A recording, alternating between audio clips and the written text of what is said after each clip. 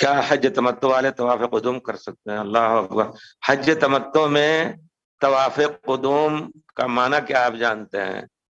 حج تمتع میں طواف قدوم نہیں کیا تو پھر آپ کا کیسے حج ہوگا؟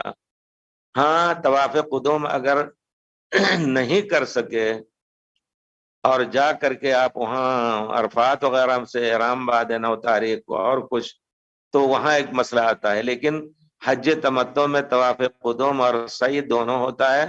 جب آپ قدوم کے معنی باہر سے آئیں گے وہی طواف قدوم ہوگا. اب اگر باہر عرفات سے آپ آئے تو طواف قدوم طواف افاضہ ہوگا. تو طواف قدوم جب آپ احرام باندھ کر کے زندگی میں کبھی بھی عمرے کے لیے یا حج کے لیے ہر مہینے 10 دن کے بعد آئیں تو طواف قدوم ہے.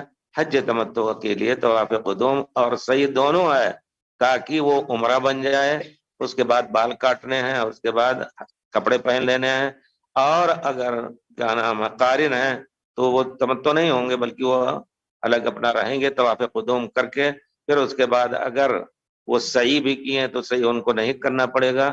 یہ ہے. اسی طرح حج افراد کرنے والے اگر حج افراد کر رہے ہیں پہلے طواف اور سعی کر لیتے ہیں تو بعد میں حج افراد والے کو صرف طواف افاضہ کرنا ہے، پھر طواف وداع.